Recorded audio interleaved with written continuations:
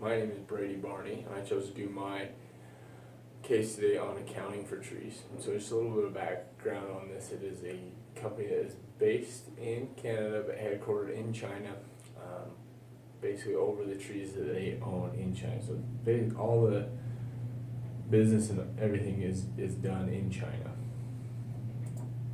And so the first question is, should the way the business operates be considered in China or in Canada, because they have a lot of investors and everything that are from Canada.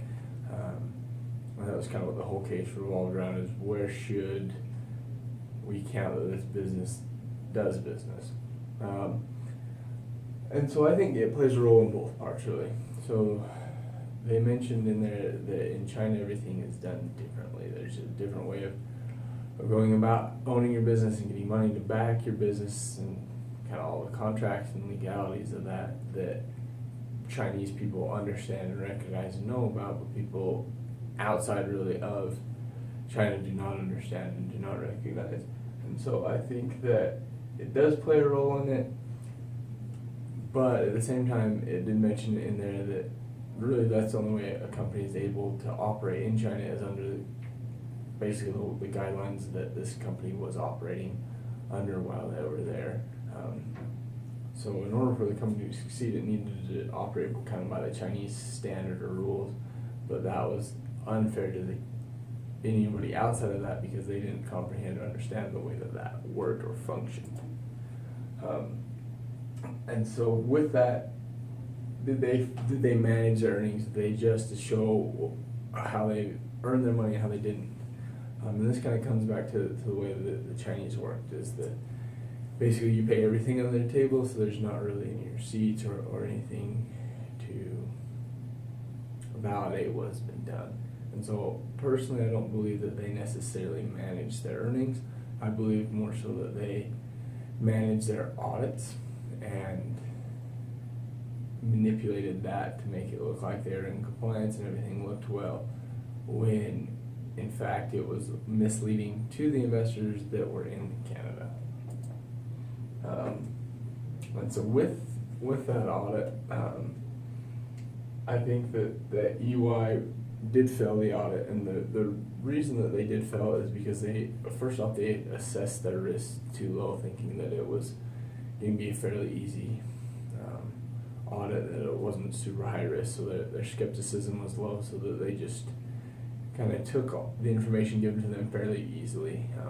They went over to China once or twice, but they got tours paid for, or they got toured there by the company that was paid for by the owners of the forest, to basically manipulate them to see what they wanted to.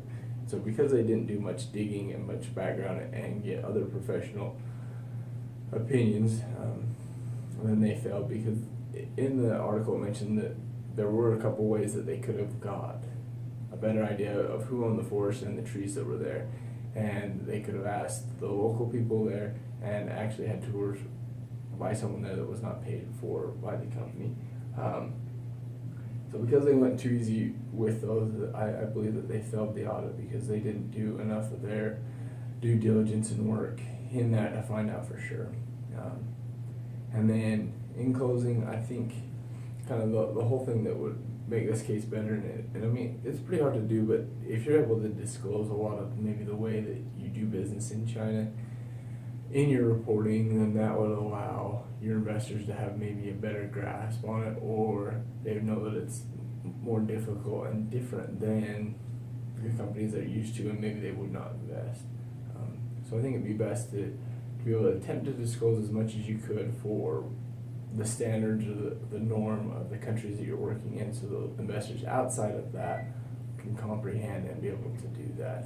And I think that would have cleared up a lot of this issue. And then ultimately, if the auditors would have done a better job, they could have gave them an adverse opinion, or had them change things differently, so that the investors would have a better clue of what was going on.